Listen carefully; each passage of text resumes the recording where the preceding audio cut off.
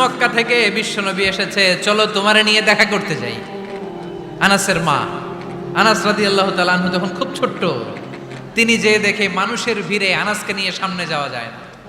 আর তিনি দেখলেন মদিনার অলিতে গলিতে মানুষের ভিড়, আনসারি আবাল বৃদ্ধ বনিতা নারী পুরুষ সবাই বিশ্বনবীর সাথে দেখা করছে। আর যারাই দেখা করছে হাতে কোনো না কোনো হাদিয়া নিয়ে বিশ্বনবীর সাথে দেখা করতেছে। সুবহানাল্লাহ কইবেন না? আনসারি যত সাহাবারা বিশ্বনবীর সাথে দেখা করতে এসেছে কি নিয়ে আসছে? কথা কয় না? তাহাদাও তাহাব্বু, হাদিয়া দাও, একে অপরকে হাদিয়া দাও।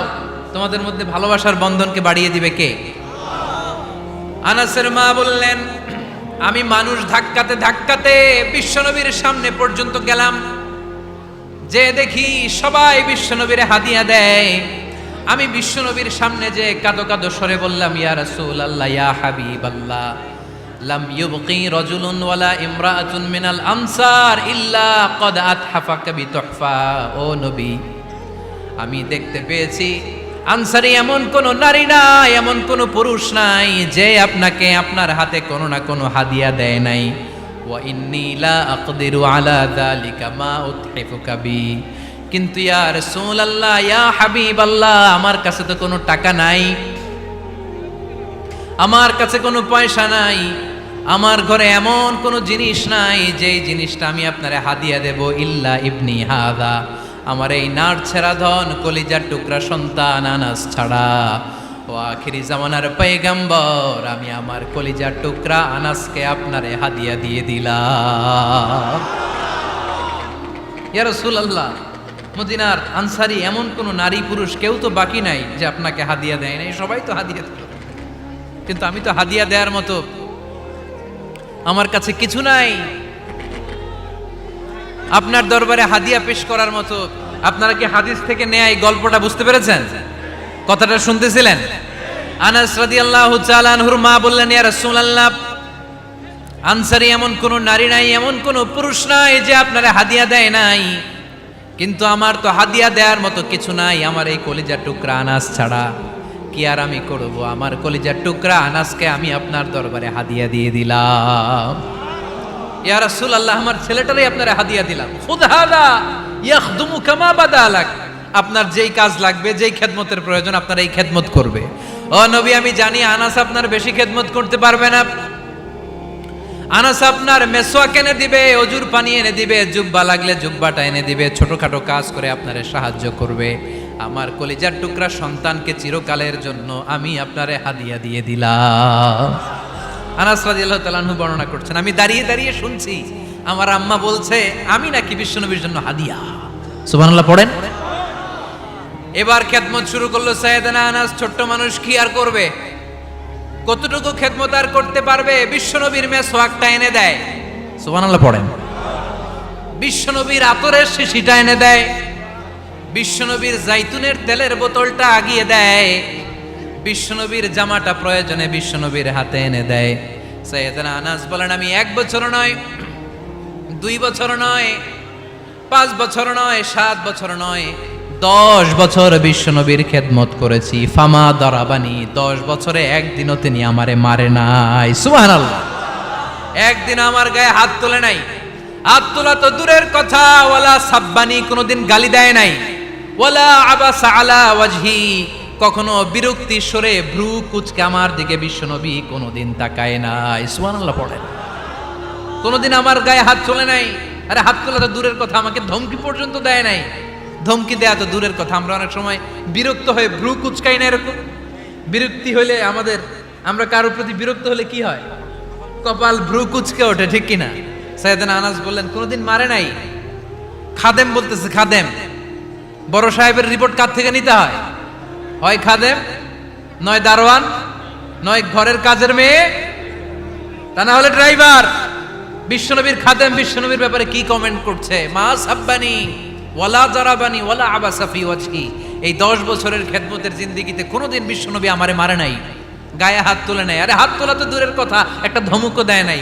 আরে ধমক দেয়া তো দূরের কথা, বিরক্তির সুরে ভ্রু কুচকে আমার দিকে কখনো তিনি তাকায় নাই। চিল্লায় বলো সুবহানাল্লাহ। আর আজকে মাইক পেলে মানবতা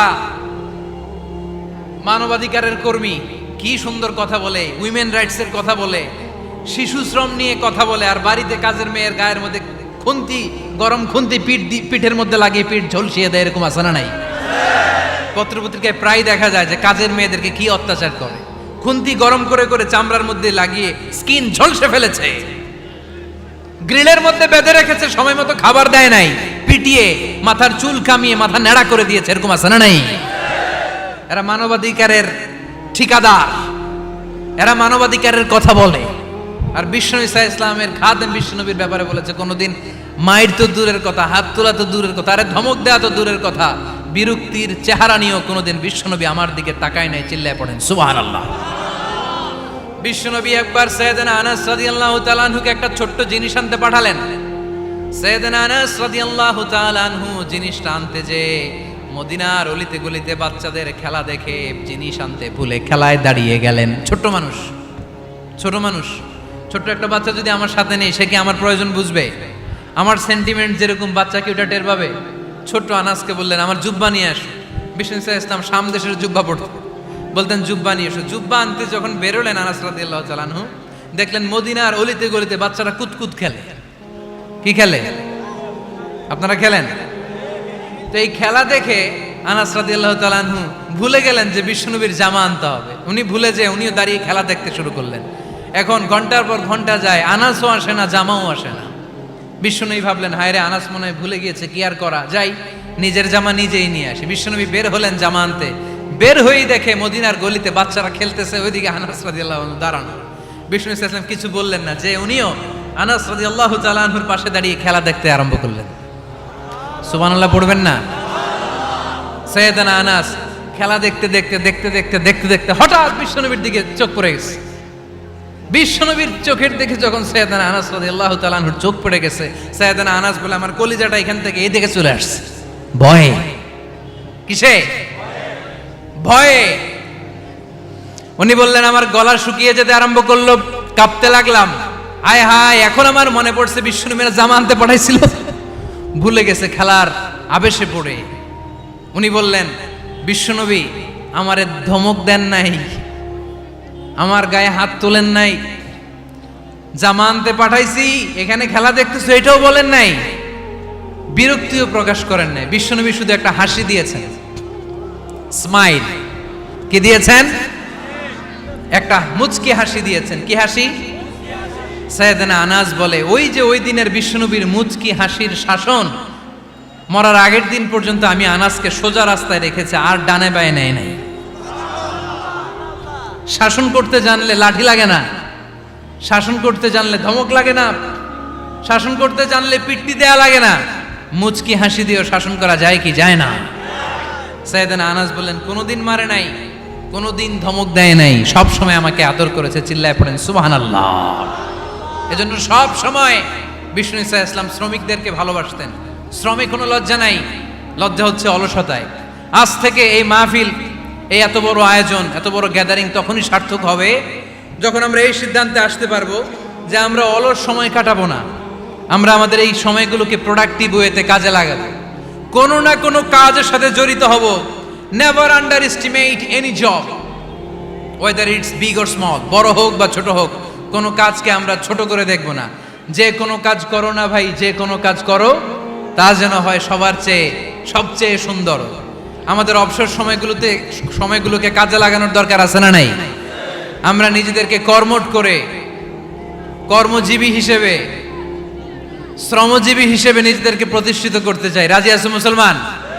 লক্ষ্মীপুরের যুবক ছেলেরা আওয়াজ করে বলো, পারা যাবে? লজ্জা কিসে? লজ্জা কিসে? অনেকে টাঙ্কি মারে, এদিক সেদিক ঘুরে, আর বলে আমার আব্বা চেয়ারম্যান। আরে তোর আব্বা চেয়ারম্যান, তুই কি? কয় আমার আব্বা MP, member of the parliament. আরে তোর বাবা এমপি, এটা তো তার গৌরব, তোর কি আছে সেটা বল। এজন্য নিজের পায়ে দাঁড়াবো। অলসতার সাথে আমাদের কোনো সম্পর্ক। আজকের এই মাহফিল থেকে আমরা অলসতা, অকর্মণ্যতাকে নো বলে দিলাম। অলসতাকে আমরা কি বললাম? আরো জোরে বলতে হবে, অলসতাকে কি বলবো? আর সব সময় কর্মঠ থাকবো, এনার্জেটিক থাকবো, নিজের পায়ে দাঁড়াবো, আইডিয়া জেনারেট করব, এন্টারপ্রেনার হওয়ার চেষ্টা করব, নতুন নতুন উদ্যোক্তা হওয়ার মাধ্যমে আমরা আমাদের নিজেদের ভাগ্য পরিবর্তনের চেষ্টা করব। কারণ আল্লাহ বলেছেন ইন্নাল্লাহা লা ইউগাইয়িরু মা বিকাউমিন হাত্তা ইউগাইয়িরু মা বিআনফুসিহিম। আল্লাহ তাআলা ততক্ষণ পর্যন্ত কোনো জাতির ভাগ্যের চাকার পরিবর্তন করে না যতক্ষণ পর্যন্ত ওই জাতি নিজে নিজের ভাগ্যের চাকার পরিবর্তন করতে না চায়। চিল্লা এখন ঠিক কিনা? লাকাদ খালাকনা, একটা বাবার স্পার্মের মধ্যে 2 কোটি যদি শুক্রাণু না থেকে সেখান থেকে সন্তান হয় না। তার মানে এই 2 কোটি শুক্রাণুর মধ্য থেকে আপনি একজন সফল মানুষ, যিনি বাকি 2 কোটির মধ্য থেকে সব শুক্রাণুগুলোকে হারিয়ে আপনি সফল হতে পেরেছেন। সেখান থেকে দুনিয়ার বুকে আপনি যখন এসেছেন আপনাকে সংগ্রাম করে আসতে হয়েছে। যারা সিজারের মাধ্যমে পৃথিবীতে আসে তাদের এই সংগ্রামটা থাকে না, কিন্তু যারা নর্মাল প্রসেসে পৃথিবীতে আসে তাদের প্রচন্ড সংগ্রাম করে প্রচন্ড চাপা খেয়ে পৃথিবীতে আসতে হয়, ঠিক কিনা? কারণ আমাদের সাইজ ছিল অনেক বড়, আমাদের মায়ের যে অঙ্গটা দিয়ে আমরা পৃথিবীতে আসব ওই জায়গাটা ছিল খুবই সরু। আমাকে সংগ্রাম করে, আমাকে যুদ্ধ করে, আমার নিজের অস্তিত্বের প্রমাণ দিয়ে চিৎকার মেরে এই পৃথিবীতে আসতে হয়েছে। চিল্লায় বলো ঠিক কিনা? এজন্য এই পৃথিবীর বুকে আমরা যতদিন থাকবো সংগ্রাম করে বাঁচতে হবে, ঠিক কিনা? পরিশ্রমে লজ্জা আছে? লজ্জা কিসে? মনে থাকবে লক্ষ্মীপুরের ছেলেরা, যে আয়াত দিয়ে শুরু করেছি সে আয়াত দিয়ে শেষ করছি। যখন সালাতের সময় হয় মসজিদে যাব, আর সালাত যখন শেষ হয় তখন মসজিদের বাইরে আমরা কাজে নেমে পড়বো। রাজি আছি তো? ফাইদা কুদিয়াতিস সালাতু ফান্তাশিরু ফিল আরদি ওয়াবতাগু মিন ফাদলিল্লাহ ওয়া যিকুরুল্লাহা কাসীরান লাআল্লাকুম তুফলিহুন। যখন তোমাদের সালাত শেষ হয়ে যায় তখন তোমরা কর্মস্থলে ছড়িয়ে পড়ো, আল্লাহর রিজিক তালাশ করো, তাহলে তোমাদেরকে সফল বানাবে কে? আল্লাহ আমাদের সবাইকে কথাগুলো বুঝার আমল করার তৌফিক দান করুক। আমরা পড়ি আমিন। সুবহানাকাল্লাহুম্মা ওয়া বিহামদিকা আশহাদু আল্লা ইলাহা ইল্লা আনতা আস্তাগফিরুকা ওয়া আতুবু ইলাইক। দোয়া করা লাগবে? আমরা দোয়া 2 ভাবে করা যায়, হাত তুলেও করা যায়, না তুলেও করা যায়। আজকে আমরা হাত না তুলে একটু দোয়া করি। আমি দোয়া করতেছি, পড়েন আমিন। আল্লাহ আজকের মাহফিলকে তুমি কবুল করো।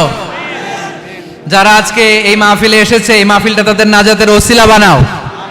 আমার যুবক ভাইদের হিম্মত তুমি বাড়িয়ে দাও। আল্লাহ আমরা অলসতা পরিহার করে আমরা যেন কর্মঠ হতে পারি, তুমি তৌফিক দান করো।